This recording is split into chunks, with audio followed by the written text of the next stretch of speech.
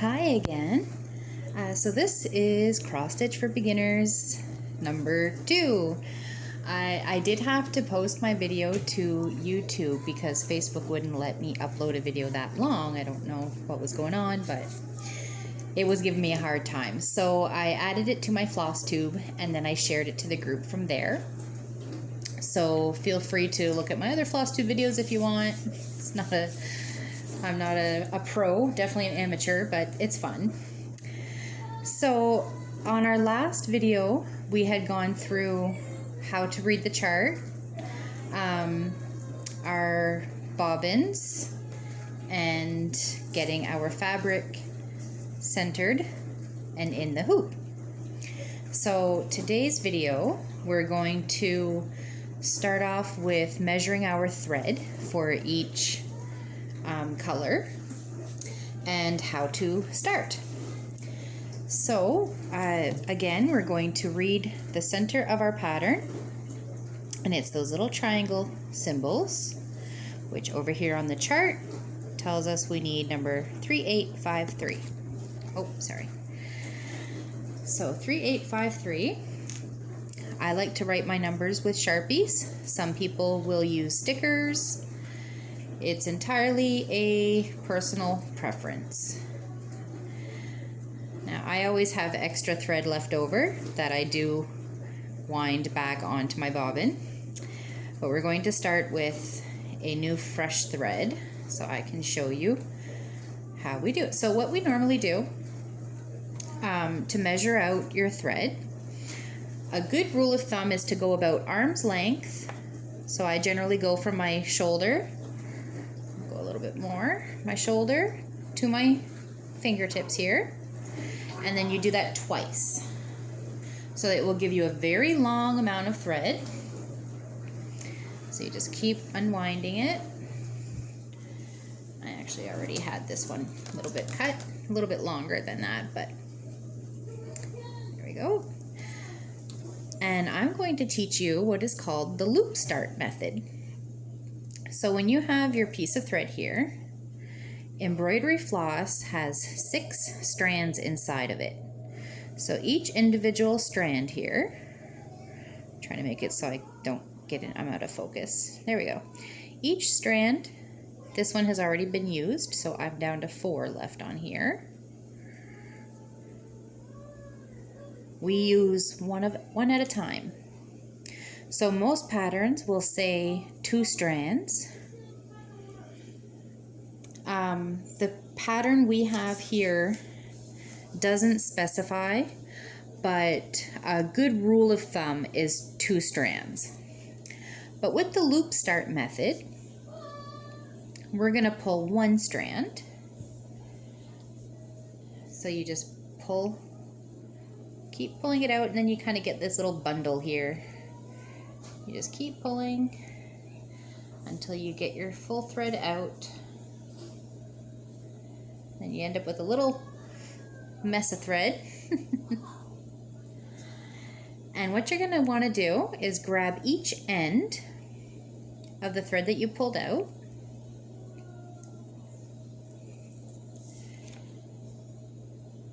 And once you have each end of your thread, just put them together, and that's going to be what we're going to put through our needle. So this gives you a looped thread. You have that end piece there. So this is how we're going to secure our thread into our fabric. And again, I hope I am being clear. I've been doing this for a while, so it is, I might forget to mention a step that I do, and I'm very sorry. So if you have any questions at all, don't hesitate to ask. So once we have our thread doubled up, there's 2 ways that you can thread your needle. If you have a needle threader, you can use that. Myself, I lick the end. Make it nice and straight, and then you're just going to thread it through the eye of your needle. And we just leave a tail. So just about 3/4 of the way through.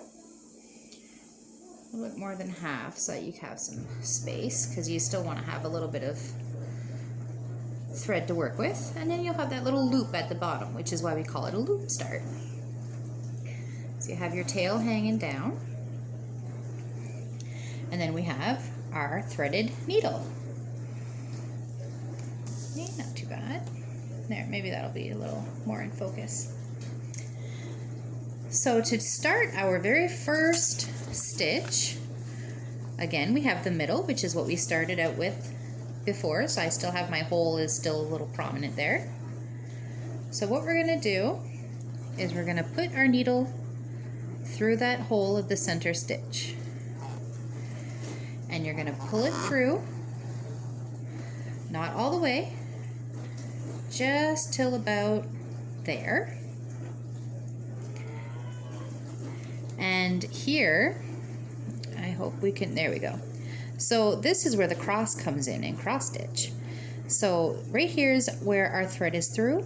We're going to go diagonal above. Instead of straight, we don't go straight, we go diagonal. And we go in that hole. And then we pull it through. And we still have our little loop, so don't pull too hard because you don't want to lose the loop. So what we're going to do here to secure the thread, we're going to put it through the loop. So just stick your needle right through it, and this time you can pull it tight, and that'll keep your thread in place. And then you have your first cross of the cross stitch. This is our little diagonal. Now to make the X in the back, which a lot of times you do this by feel, the more you do, the more natural it'll become. You would poke through the back and go down so that you are, just underneath where you went diagonal. So on the front of your cross stitch, you'll have diagonals, and on the back of your cross stitch, you'll have straight up and downs. And then from here, we go diagonal the other way to make our X. Pull it hello. Through. That's my son saying hello. I'm also teaching him for this. And we have our first X. Ooh. So that is our middle point. That is also the middle point of the pattern. So from here, instead of cutting our thread, we're going to now do our counting. So this is where counting comes in handy in counted cross stitch. So with our pattern, we have a full line across this way of the triangles. So we're going to count how many more we need to do. 1, 2, 3, 4, 5, 6, 7, 8. So we're going to work backwards. I forgot what it was. So from here we have our first X. So just beside it to the left, we're going to put our needle through again on the bottom. Pull it out. Sorry, I keep hitting my stand. Pull it through. Go diagonal again back to our previous little stitch. Pull it all the way through. Go back down to do your final cross on the X. And diagonal this way. So with the blunt tip needle, you should be able to go through your holes very easily. Oh, sorry, I went out of focus here. There we go. The blunt tip needles would help with finding those holes, especially when you're searching for them in the back. So we're going to continue on with our next little block. And then over again.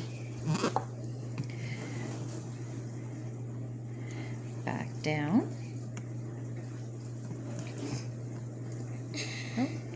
And you will find yourself poking through different holes. That's all right. Just take it back out and find your way back through. True. And then we'll do our next little one. So we've got 3 here now, so we wanted 8. So we keep going. Okay, stay here. I wanna watch it. Back on diagonal. Back down below. My son is participating with us. Not tonight, but he does want to learn as well. So there's 4 more to go. Over, and it does become very repetitive, so that you'll start to do it very easily. Mommy, do they know what color they have to use? Yep, they do. So tonight we're just going to work with this one color, and tomorrow I will show you how to change colors. 1, 2, 3, 4, 5. 2 more to go. 3 more to go. I do usually count better. 5. Number 6. Sorry, don't stand on my stand, please. You're shaking the camera.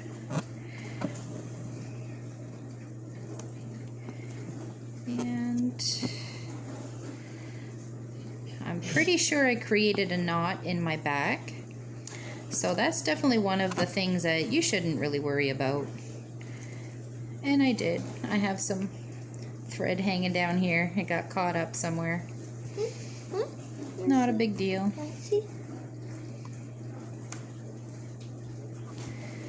And 1, 2, 3, 4, 5, 6. Quite often I count over and over and over because you can lose track. Especially when you're talking or watching a show. And when you're down to the end here and you're finding it tight, just pull up a little bit, make yourself some more room on your needle. Move that tail. 7 and 8. This is our last one for this row. So then from here, yeah, then we'll be starting a new row. That's right. But what? All right. So that is our row of 8. What shape? We're still going to continue. We're still going to continue with the the triangles. So from here, now we are all the way over here. So we're going to go down and 1 square to the left to start this next row. So this next row, I'm going to show you another technique of doing the crosses. There's the way we just did it, I believe is called the English way or the British way. Then there's the American way, which is we're going to learn next. So we want to go 1 row down and 1 row over. So we're going to count with our needle. 1 row down and 1 row over. Also, I call it holes too, like 1 hole down, 1 hole over. It's however you remember it in your head. So I like to poke my fabric just so I don't forget either. Now that's where I need to be. 1 row down, 1 row over. So when I come up from the back, put your needle through. And then you're going to do your diagonal, just like we did the other way. But instead of doing your cross immediately, we're going to go down as if we were doing our cross. But we're going to do another diagonal beside it. So now we have 2 diagonal stitches beside each other. Now on the pattern, the row goes 1 extra to the end. So we're going to do the diagonals all the way across. connect them after the triangle. So we also call these legs. So we're doing Funny a word. leg.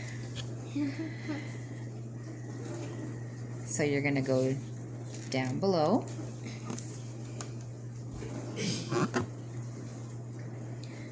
It's not easy stitching with a camera right in front of my my stitch, so I'm sorry if it looks a little wonky. I keep hitting the stand.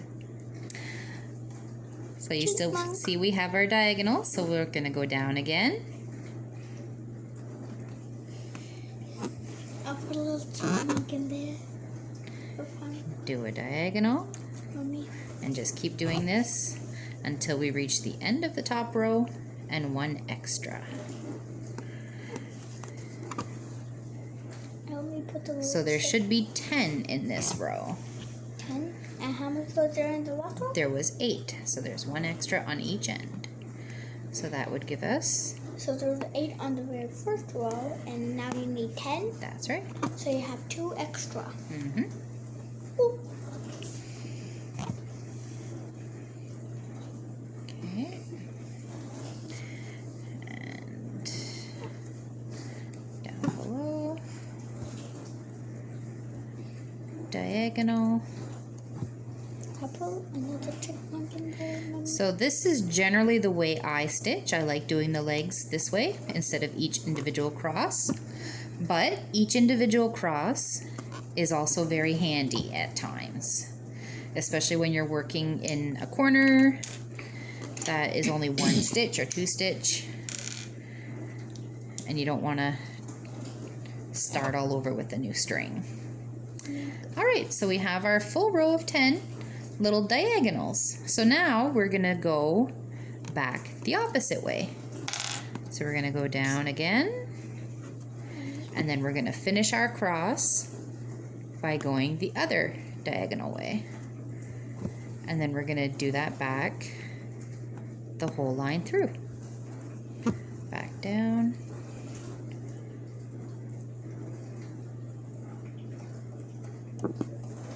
And through. And then this makes up our little crosses as we go through. And it gets a large amount done a little bit quicker. So if you have a pattern that calls for a lot of color in one area, this can help that color go smoothly.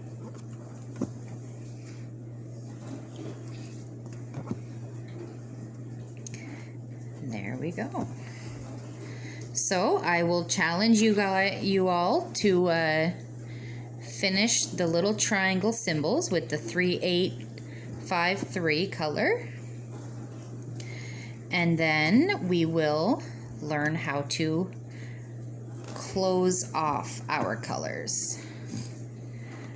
You should be all right with 1 string before we need to change out a new string. True, because they're pretty long. Yes, they are Especially pretty long. if you make it pretty long. Yeah.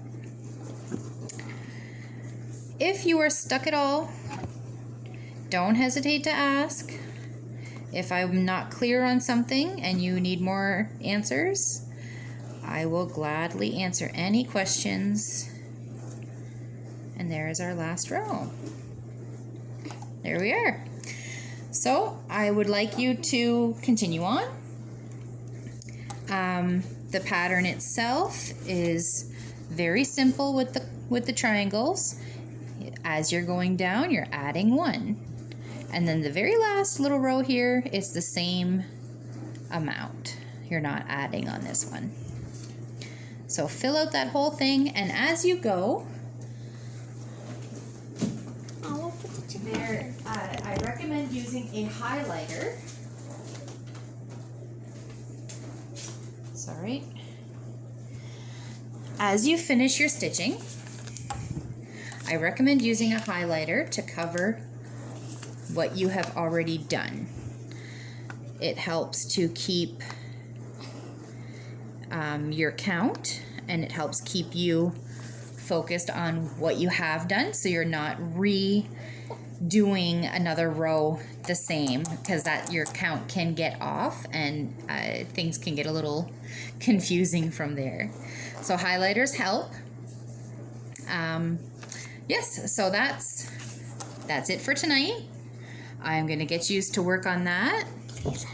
And I will hope to see some progress. Share your progress if you can. Have a good night. Bye.